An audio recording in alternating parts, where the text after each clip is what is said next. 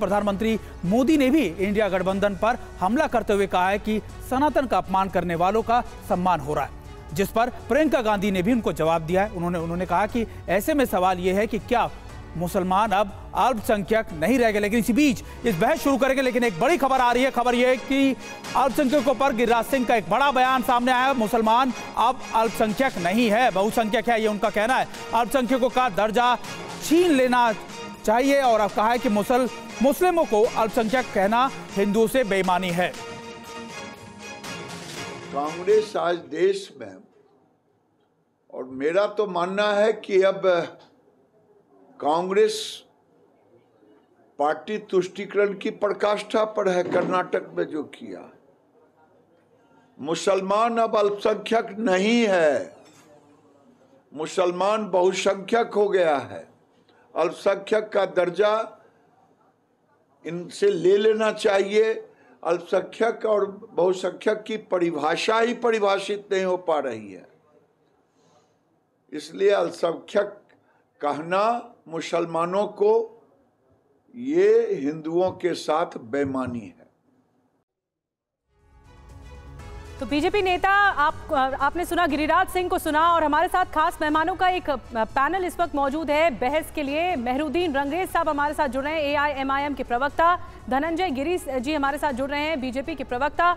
अवनीजेश अवस्थी जी हमारे साथ जुड़ रहे हैं, राजनीतिक विश्लेषक के तौर पर। और सैयद जवाद साहब हमारे साथ जुड़ रहे हैं, सामाजिक कार्यकर्ता के तौर पर। तमाम खास मेहमानों का बहुत बहुत स्वागत है TV9 भारतवर्ष में। मेहरुद्दीन रंगरेज साहब, शुरुआत आपसे, एक छोटा सा कमेंट, जल्दी मैं सब मेहमानों से एक एक कमेंट लूंगी। मेहरुद्दीन रंगरेज साहब, गिरिराज सिंह ने कहा है कि अल्पसंख्यकों का दर्जा छीन लेना चाहिए मुसलमानों से, आपकी पहली प्रतिक्रिया क्या होगी? देखिए, ये दलित विरोधी हैं, बीजेपी की पूरी सरकार दलित विरोधी, SC ST विरोधी, अब तो OBC विरोधी भी है। और ये खास तौर से उनका जो कहना है, वो चुनाव से पहले ऐसी जबान से ऐसी चीज़ें निकालते हैं जिनका प्रभाव एक समाज के लोगों पे उनको दुख पहुंचाता है। तो इस वजह से उनका जो सामाजिक जो ध्रुवीकरण है और जो तुष्टीकरण की जो राजनीति है भाजपा की, उसमें उनको फ़ायदा मिलता है। 15% से कल तक तो वो ये बता रहे थे कि 15% मुसलमान से जो है 100% हमारे हिंदू भाइयों को डरा कर, पहले तो ये वाली राजनीति चल रही थी। अब आरक्षण की बात चल रही है, कभी कहते माइनॉरिटी का स्टेटस हटा देंगे। जब तक देश में संविधान है, कोई भी काम होगा वो देश के संविधान के अनुसार होगा, ना कोई उसको हटा सकता। अगर संविधान ने वो इजाज़तें दी हैं तो उनको इजाज़त मिलेगी और वो बना रहेगा। मगर ये चुनाव से पहले ऐसी जो जबान जोरी वाली बात करते हैं, इनसे इन्हें बचना चाहिए, ऐसे बयानबाजी से। और मगर वो बार बार ऐसे बयान देते रहते हैं कि समाज में कैसे समाजी ध्रुवीकरण हो जाए। निधि जी, ठीक, बिल्कुल। देखिए, हमारे साथ धनंजय गिरी जी भी हैं, प्रवक्ता हैं बीजेपी से। धनंजय जी, लगातार रंगरेज साहब कह रहे हैं कि ऐसे बयान जानबूझकर दिए जाते हैं, फायदे के लिए दिए जाते हैं, और एक ही कम्युनिटी को, और खासतौर पे दलित विरोधी पार्टी आपको बताया। सुमित जी, भारत में मुसलमान दूसरी सबसे बड़ी बहुसंख्यक आबादी है दुनिया में। 49 आधिकारिक मुस्लिम देश है, उसमें भी उसके बावजूद भारत जो है इंडोनेशिया और पाकिस्तान के बाद सबसे बड़ी मुस्लिम आबादी का देश है। आप अगर देखें तो लक्षद्वीप में 97% मुसलमान, 97%, जम्मू कश्मीर में 70%, वेस्ट बंगाल में 27.01% और असम में 34%, बिहार में है 17%। और इतनी बड़ी आबादी को 97% आबादी अल्पसंख्यक हो गई और 3% आबादी बहुसंख्यक हो गई। ये कैसे हो सकता है? और दलित विरोधी की बात करते हैं, AMU में, जामिया मिलिया में दलितों का आरक्षण छीन लिया और बाबा साहब के संविधान की हत्या कर दी। और जम्मू कश्मीर में, जहां की सिर्फ उनको बेहतर के काम करने के अलावा और कोई चीज में नौकरी नहीं देते थे। आप इस देश पर कितना जुल्म करना चाहते हैं? और इस बैठकर के सौहार्द की बात करते हैं, जिनके पार्टी का नाम ही हो ऑल इंडिया इत्तेहाद मुसलमान। हम तो सबका साथ, सबका विकास, सबका विश्वास, सबका प्रयास की बात करते हैं। आप देखिए, PM आवास योजना की अगर आप बात करें तो उसमें मुस्लिम आबादी इस देश में भले 15% हो, लेकिन उसमें बेनिफिशियरी 24 से 30% है। PM जन धन योजना में 42% खाते खुले। सवाल ये उठता है कि 97% पॉपुलेशन को आप माइनॉरिटी कैसे कह सकते हैं? इवन यूनाइटेड नेशन यूएनएचआरसी के कई डिबेट्स में आया है, कई प्रोसीडिंग्स में आया है कि मैक्सिमम 2.5% होना चाहिए, कहीं कहीं आया है कि 10% के नीचे होना चाहिए।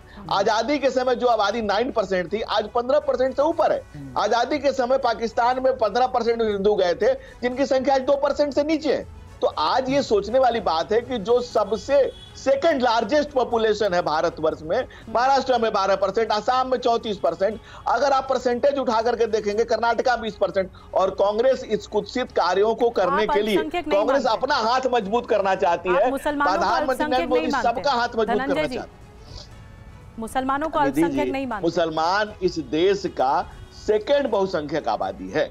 अल्पसंख्यक आप उनको कहेंगे। बड़ी टिप्पणी की आपने। अवनीश अवस्थी जी, मुसलमान इस देश का सेकंड बहुसंख्यक आबादी है, बड़ी टिप्पणी की है धनंजय जी ने। क्या नए सिरे से परिभाषित करने की जरूरत है माइनॉरिटी लैंग्वेज को? आप क्या कहेंगे? निधि जी, संविधान में कहीं अल्पसंख्यक बहुसंख्यक का जिक्र नहीं। अल्पसंख्यक मंत्रालय भी बहुत बाद में बना है, संविधान में इसकी कोई गुंजाइश नहीं थी। लेकिन महत्वपूर्ण बात यह है कि रंगरेज साहब जो कह रहे हैं, इनकी पार्टी के नेता कहते हैं कि 15 करोड़ 100 करोड़ पे भारी है। 15 मिनट के लिए पुलिस हटा दो, हम दिखा देंगे कि कहाँ फेंकते हैं इनको 100 करोड़ को। क्या अल्पसंख्यक होने का दर्जा ये चाहते हैं, ये लोग चाहते हैं? ये वही पार्टी है जिनके नेता कहते हैं कि एक दिन चला जाएगा मोदी हिमालय पर और योगी चला जाएगा मठ में, तब तुम्हें बचाने कौन आएगा? तब तुम्हें बचाने कौन आएगा? कर्नाटक में नेहा से लेकर के हरियाणा की निकिता तोमर तक, अंकित शर्मा से लेकर चंदन सक्सेना तक, अब बताओ ना इनको किस बात के लिए? पहली बात। दूसरी बात, किस योजना में, सरकारी योजना में इनको इस तरीके का कोई भेदभाव किया जा रहा है जिसमें इनको ना कुछ मिल रहा और बाकियों को मिल रहा? वास्तव में धनंजय जी ने बिल्कुल सही कहा कि अल्पसंख्यक होने की जो कॉन्सेप्ट है, परिकल्पना है, संकल्पना है, वो यूएनओ के तहत है। यूएनओ में जिसमें जहां पर अभी तो ये 15% करे धनंजय जी, 15% नहीं है, वास्तव में ये 19 से 20% तक है।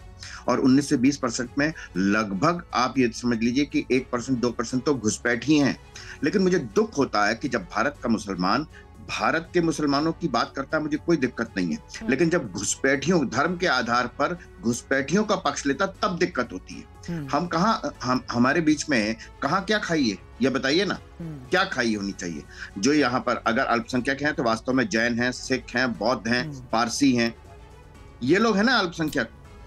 और इनकी जनसंख्या, पारसियों की जनसंख्या के बारे में तो कहा जा रहा है कि दिन पर दिन और कम होती जा रही है। और उनको किस तरीके का भेदभाव है, सबसे ज्यादा दिक्कत इन्हीं को है। बिल्कुल सैयद, बड़ी संख्या होने के अवस्थी सर हमारे साथ सैयद जवाद भी जुड़े हुए हैं, सामाजिक कार्यकर्ता है। सैयद साहब देखिए, जिस तरीके से अवस्थी जी भी बता रहे थे कि आप फायदा तो गवर्नमेंट की सारी पॉलिसीज का, सारी चीजों का सभी को बराबर मिल रहा है, और खासतौर पर उन्होंने आंकड़े भी बताए, तो फिर ये अल्पसंख्यक बहुसंख्यक की लगातार बहस क्यों? ये बहस इसलिए हो रही है कि 2 चरण के चुनाव जो हैं जिस प्रकार से हुए हैं और वोटिंग परसेंटेज घटा है, तब से लेकर के अब तक भारतीय जनता पार्टी के जितने भी कार्यकुन हैं, जितने भी कार्यकर्ता हैं, नेता हैं, वो घबराए हुए। और जो मोदी मैजिक 400 पार का नारा दे रहे थे, अब उससे चुनाव नहीं लड़ रहे हैं। आप देखिए 10 साल के कार्यकाल के ऊपर माननीय प्रधानमंत्री जी और भारतीय जनता पार्टी का कोई भी नेता चुनाव लड़ने के लिए आगे नहीं आ रहा। ना वो नोटबंदी के नाम पे वोट मांग रहे हैं, जिसमें कहते थे हमने मास्टर स्ट्रोक मारा है, हमको वोट दो। नोटबंदी इनका मास्टर स्ट्रोक फेल हुआ, लोग लाइन में लगकर खत्म हो गए। जीएसटी इनका जो मास्टर स्ट्रोक था, उसके ऊपर भी वोट नहीं मांग रहे हैं। फिर 3 कृषि कानून बिल लेकर के आते थे, जो सब लोग कहते थे कि मास्टर स्ट्रोक मांग दिया हमने, उसके नाम पर वोट मांगो ना। उसके बाद अभी अग्निवीर लेकर के आए थे, जो मास्टर स्ट्रोक मार दिया था, उसके नाम पे वोट मांगो। जो महंगाई खत्म करने का वादा करा था, उसके नाम पर वोट मांगो। जो इनकी स्मृति ईरानी, जो अल्पसंख्यक मंत्री भी है इस वक्त, वो सिलेंडर महंगा होने पर जमीन के ऊपर लौटती थी, सड़कों के ऊपर लौटती थी। अब उनके सामने घर की औरतें सिलेंडर रख के पूछ रहे हैं कि बताओ कितने रुपए का आ रहा है। मांगो ना आप, महंगाई के नाम पे, बेरोजगारी के नाम पे। ये चुनावी मुद्दों के नाम पे वोट नहीं मांग सकते, इसीलिए पॉलिटिकल बेगैरती पर आ गए। पॉलिटिकल बेगैरती पर आ गए, जमीन खिसक रही है, इसीलिए हिंदू मुसलमान और ध्रुवीकरण के नाम पे। और हैरत की बात है कि चुनाव आयोग जिस खामोशी के साथ जिस लाचारी के साथ सुन रहा है भारतीय ठीक है, जनता सही है पार्टी साहब। के कार्यकर्ताओं के ऊपर आपने- सख्त से सख्त कानूनी कार्रवाई होना लेकिन चाहिए। आपको वो भी ये देखना क्या चाहिए चुनाव आयोग? कि इंडिया इस तरीके गठबंधन- की कानूनी कार्रवाई होनी चाहिए कि नजीर पेश करी जाए। ठीक है कि सही है आने साहब, वाले वक्त में आपके हिंदू पास आएंगे, मुसलमान लेकिन ये भी जाति देखा जाना धर्म चाहिए कि हो। कैसे इंडिया गठबंधन के जो प्रतिनिधि हैं, मुस्लिम प्रतिनिधि, वो भी कह रहे हैं कि मुस्लिम उम्मीदवारों को टिकट नहीं दे रहा है इंडिया गठबंधन।